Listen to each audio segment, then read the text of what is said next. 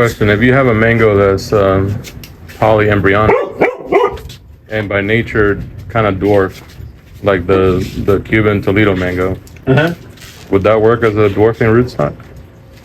Yeah. Unfortunately, there's no correlation to that. So you never know what's going to make something dwarfing and what works on what combination. And the only way, so to be, I always have a story for everything, but my dad always told me, son, whatever you do, don't be a rootstock breeder, right? Don't try to make rootstocks, because most rootstock breeders either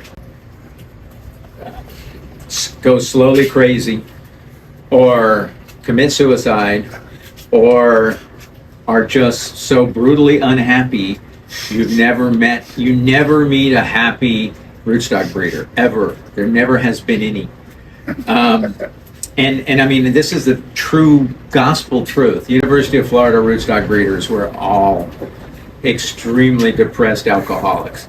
And it just because you can work all your life and you don't know what you're going to get, and it just doesn't work, and it doesn't work, and it doesn't work. And that's why, and the same thing for like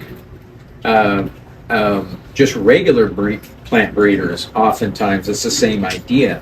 So that's why when we started, I never wanted to do the wangos. I never came up with that idea because I was like, oh my God, I don't want to be that guy, you know. And it just so happened that I mean, when we first tasted the crosses we made, it just blew our minds. It blew our minds. We were like, oh my God, these are good. You know, these have incredible flavors. We never expected such a thing. And by the way, on the table out there, and this will be in the next edible South Florida, but there's a Mangiferous species, which is very close. This is very closely related to Casturi. And the ones that are out there are green. This was green this morning. It's ripening. And as it ripens, it's going to turn red. So if you can make a mango that goes from green to red as it ripens, you've just changed the world. That changes the world. That changes everything. Publix would buy it. Exactly. And they will fight. And what's happening is to get the contract. What's happening is everyone's fighting to get control of this, and they tried to stop us from making the genetic map in order to put this into the public so that it can be used by any breeder anywhere in the world. Because the problem is, can you copyright something? They can if they get a hold of it. They patent it before they go public. So what we did is, I was on National Mango Board, and we were able to get the funding to do the research on this species specifically. So this is it really, we don't know the species yet, but this is what we call the Alan Carl. So the Alan Carl came from the Ark of, what's it called, the Ark of Life or whatever, in Australia, Ark of something. Right, Alan Carl's from Australia. Right. And so the Alan Carl, this was collected back in Borneo many moons 50 ago. years ago, 60 years ago, and he grew it. This is a deciduous Mangifera. Okay? This thing dropped its leaves for 2 years. For 2 years, it was there with twigs like this. I thought for sure it was dead. So the fruit that's out there, it's the first time they've ever fruited I've had that tree for 40 years. I had the tree for 40 years. And it was the first time it's ever fruited. But that's okay. If I have the genes in there, if we can, so the Mango Board has funded all this in order to make a DNA map so we can identify these genes, and then that DNA map, because it was funded by the U.S. government. You're using the USDA genetic stuff? Well, we're actually using, it's funded, the guy we're using is an Israeli because I don't trust no one. Not that I don't trust no one, but I don't trust no one. Good. So we did it in Israel so no one could steal the information. And it's funded by the USDA, so the results will be public property.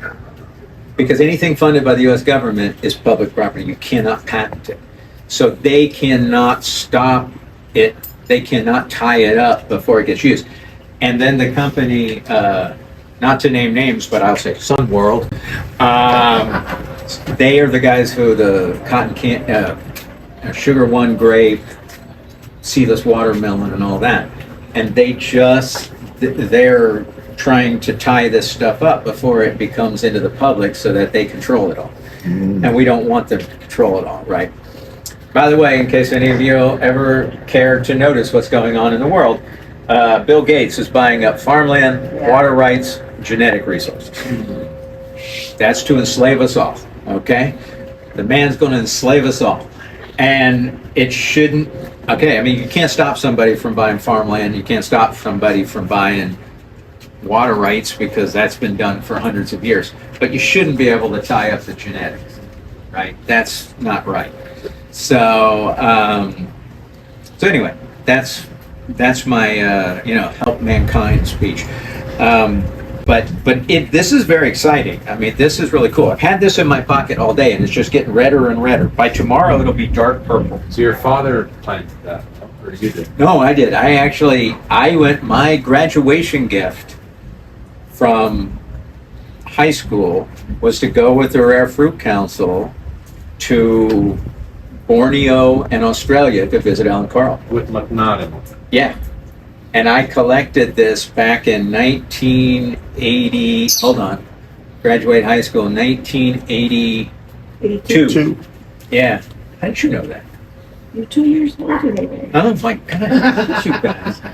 You guys know when I graduated high school? I don't even know that. You're exactly 10 years younger than me. Okay. So I went to with the Rare Fruit Council in 1982 or 83. When they did something. Yeah, no, and it was, and that's when I collected the budwood. It was the same trip that I got those durians that they killed in the durians pavilion. that they killed in the Yeah, garden. I kept those durians in pots, and I went to college You with mean the them. mangosteens? I'm sorry, the mangosteens. Right. I took the mangosteens to college. I grew them all through college, all through grad school, and then came back, and then I gave them to planted them in the To the pavilion. nonprofit. Yeah, The nonprofit. and then they cut them down. So anyway, whatever.